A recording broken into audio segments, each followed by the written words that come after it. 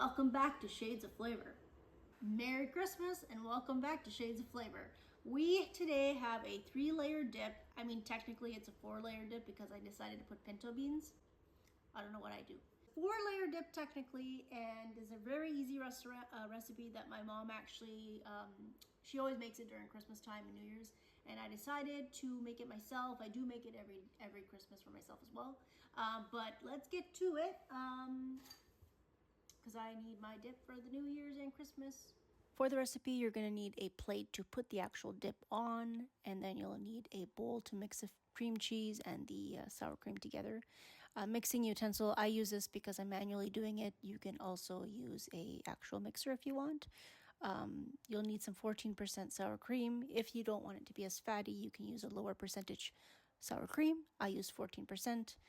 Regular Philadelphia cream cheese, I use light. Some green onions for toppings, some tomatoes for toppings. That's obviously optional. Your choice of cheese. I usually use old cheddar cheese just because it gives it more of a sharper texture. Optional again, this is the 4-layer dip, so I'm going to be using the pinto beans to mix it in. And your choice of salsa. I do think that chunky salsa does a great deal in terms of providing more texture to the dip. And obviously a mixing processing machine. Oh, and there's my little buddy sniffing around.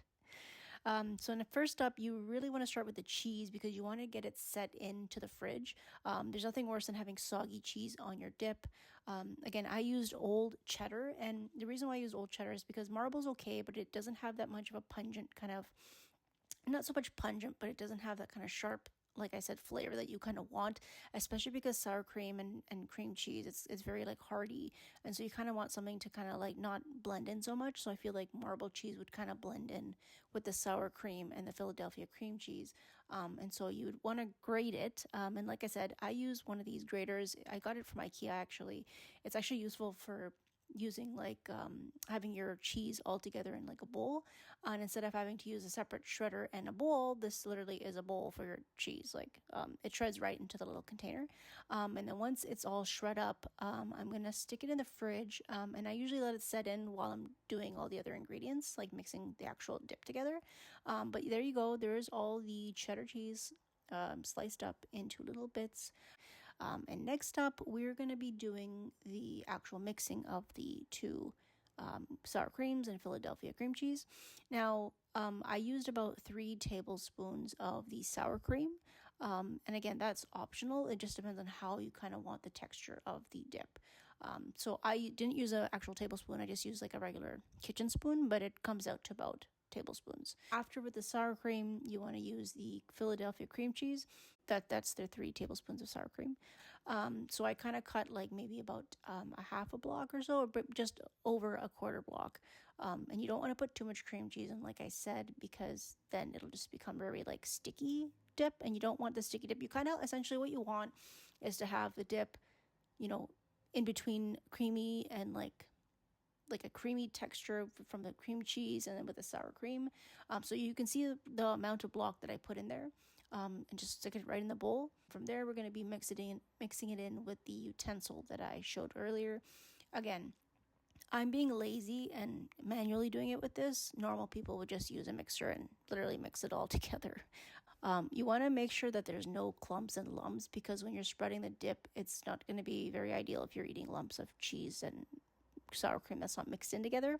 So you want to have the consistency that's nice and smooth, to the point that it's just a cream that's blended together and that's easy to spread on a plate, because essentially we're going to be layering the dish with this first. Actually, this goes first on the dish. Next up, we're going to be mixing in together the pinto beans.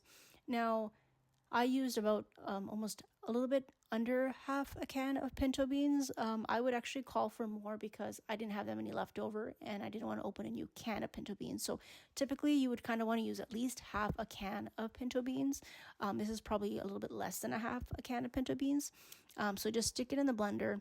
Next up, we are going to be assembling the actual dip. So this is actually the fun part where you get to see what it turns out like.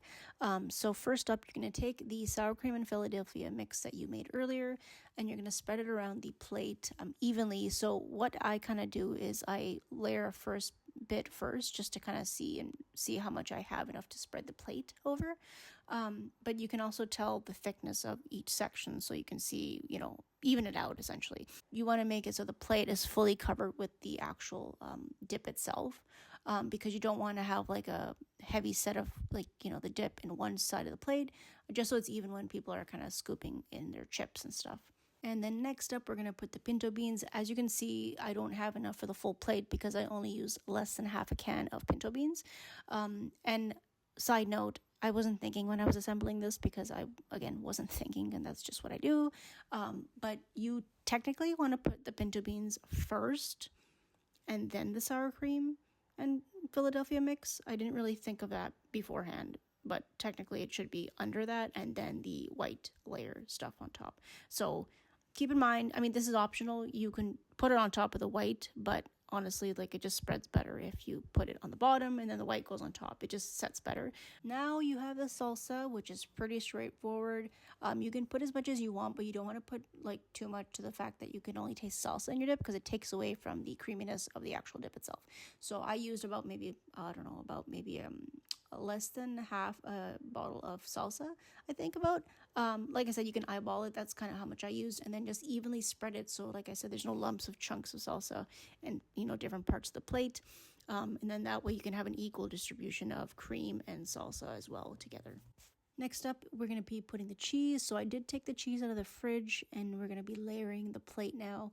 Evenly coat it with as much as you cheese as you want. I mean, I put lots of cheese, but you can literally double layer it if you want. And this is what I meant by hardening the cheese, because if this was room temperature right now, it would be so hard to kind of gather it and separate it properly, and it wouldn't set. And plus, before you actually eat the dip, you need it to set in with the fridge. So I usually saran wrap it over before I put it in the fridge. So that's also the reason for hardening the cheese, so you don't have the cheese sticking to the saran wrap, because that would be disgusting. Once you're done up with the cheese, this is pretty much optional. You can top it with some tomatoes, green onions, even black beans if you want loose black beans, but again, optional. And that's pretty much the dip. Oh, I'm so messy. And if you dig deep enough, you'll get some of those pinto beans in the middle.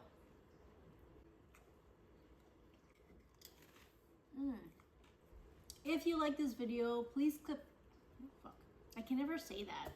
It's like, if you like this video, click the like button below. And if you really, really, really liked it, click the description. What? Okay, well, if you enjoyed this video, click on the like button down below. If you really enjoyed it, click on the subscribe button. Thank you for watching, everybody. Happy holidays. Happy holidays. Merry Christmas.